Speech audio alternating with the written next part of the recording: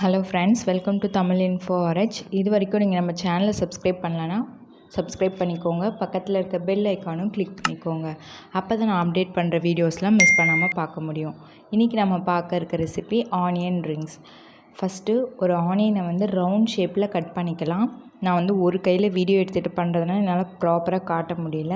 இது நடுவில் ப்ரெஸ் பண்ணிங்கன்னா உங்களுக்கு ரிங் ஷேப்பில் கிடைக்கும். பாருங்கள், இந்த மாதிரி கிடைக்கும். இப்போ இதுக்கு மாவு ரெடி பண்ணிடலாம். டிப் பண்ணுறதுக்கு ஒரு பவுலில் 1 கப் அளவுக்கு மைதா, 1/4 பிஞ்ச் அளவுக்கு பேக்கிங் சோடா, தேவையான அளவு உப்பு நான் 1/4 டேபிள் ஸ்பூன் அளவுக்கு சேர்த்துருக்கேன். 1/2 டேபிள் ஸ்பூன் மிளகாய்த்தூள், 1/4 டேபிள் ஸ்பூன் மஞ்சள் தூள். இது பஜ்ஜி மாவை விட கொஞ்சம் கெட்டியாக இருக்கணும். ரொம்பவும் தண்ணியாக இருக்கக்கூடாது, ரொம்பவும் கெட்டியாக இருக்கக்கூடாது. பாருங்கள், இந்த மாதிரி ஸ்பூனில் ஒட்டி வரணும். இதுதான் கரெக்டான பக்குவம்.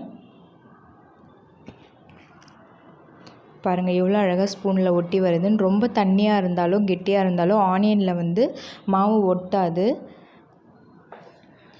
இப்போ இந்த மாவில் டிப் பண்ணிவிட்டு பிரெட் க்ரம்ஸில் ஒரு வாட்டி டிப் பண்ணிக்கலாம். பிரெட் க்ரம்ஸ் எப்படி பண்ணணுன்ற வீடியோவும் நான் ஆல்ரெடி அப்லோட் பண்ணியிருக்கேன். ஒன்று ப்ரெட்டை டோஸ்ட் பண்ணிவிட்டு மிக்சியில் போட்டு அரைச்சி எடுத்துக்கோங்க.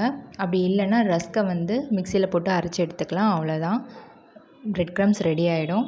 இப்போ இது பொரிக்கிறதுக்கு ரெடியாக இருக்குது. இதே மாதிரி எல்லாத்தையும் பண்ணிவிட்டு ஆயில் நல்லா ஹீட் ஆனதுக்கப்புறமா டீப் ஃப்ரை பண்ணி எடுத்துக்கலாம். நல்ல ஒரு கோல்டன் ப்ரௌன் கலர் வந்ததுக்கப்புறமா இதை வெளியில் எடுக்கலாம். ரொம்பவே கிறிஸ்பியான ஈவினிங் ஸ்நாக்ஸ் சட்டன் செஞ்சிடலாம். குழந்தைங்களுக்கும் ரொம்ப பிடிக்கும்.